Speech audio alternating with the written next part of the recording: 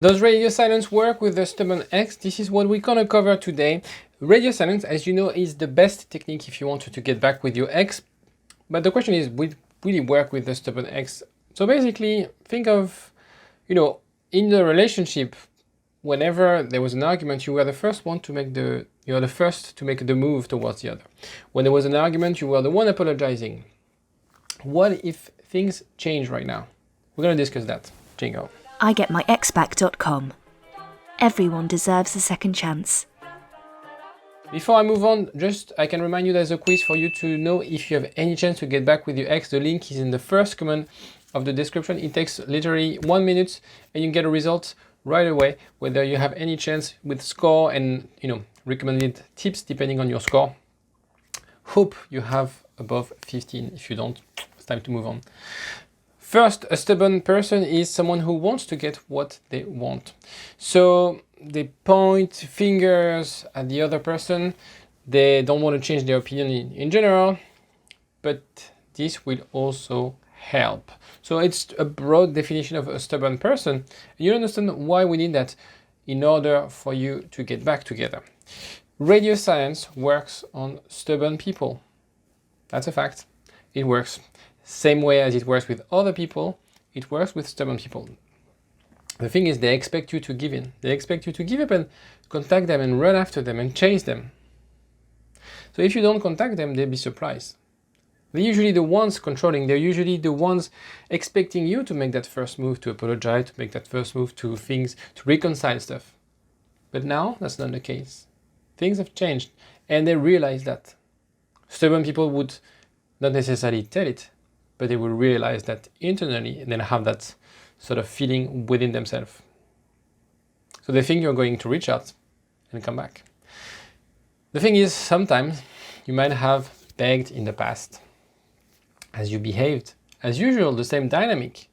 He's the one being right or she's the one always being right. You're the one trying to work things out, to apologize, to come midway. And suddenly you're top, being stronger. The loss is the strongest feeling you can create in your ex's mind. And that's why you're watching this video. You're watching this video because you want to learn how to make it work. You want to learn how to grow, how to use this technique in order to get back together. So when your ex has the same sense of loss, he or she will have the same motivation as you do right now. We want to create that feeling of loss, that fear of loss, to create that motivation, that sort of letting go of their ego and come to see and speak with you. So for example, the example of the tires. So if I show up to your place at night, I ring the bell and I tell you, come on. At the garage next door, they have a reduction on tires. It's 50% the price, the usual price. Come and get one. What you'll tell me, you'll just like slam the door to my face and tell me to go away. Now, if I show up to your place at night, I ring the bell and I said, someone is stealing one of the tires of your car, you should go and get it. You run after the guy, I don't know what you're gonna do, and then you're gonna thank me.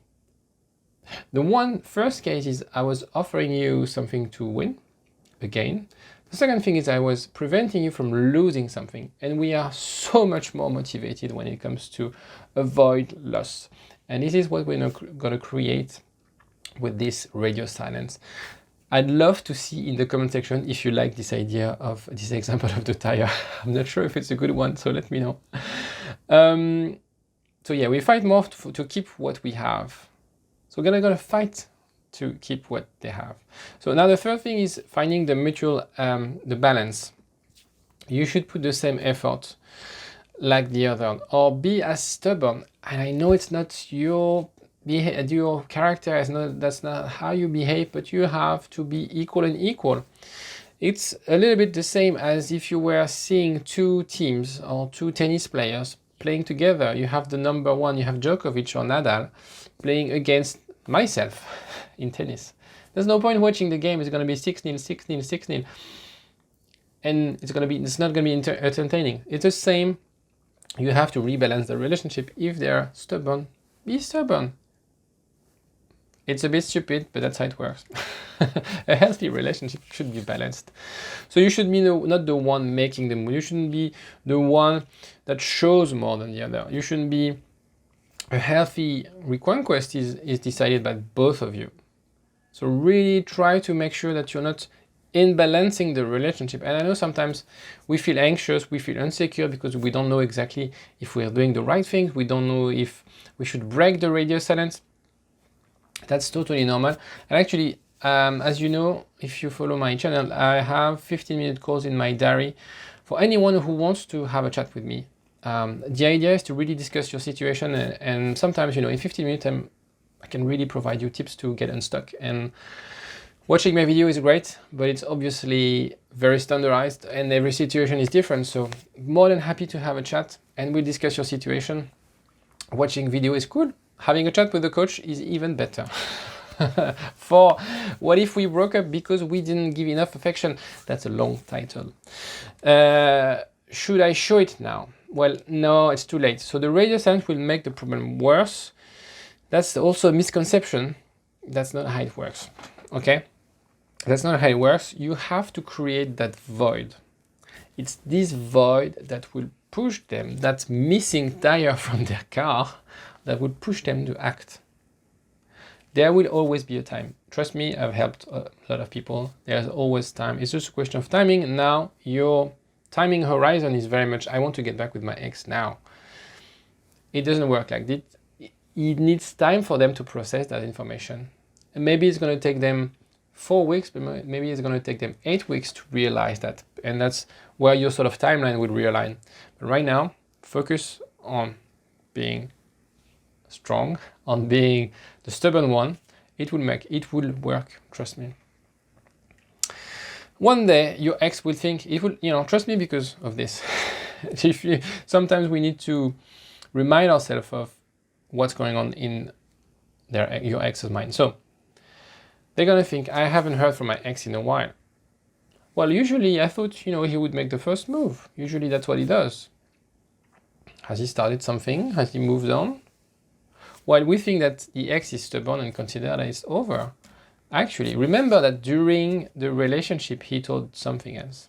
Maybe you talked about always being together, you talked about marriage, you talked about kids, and things change. But they change also in both ways. So they said that in the past.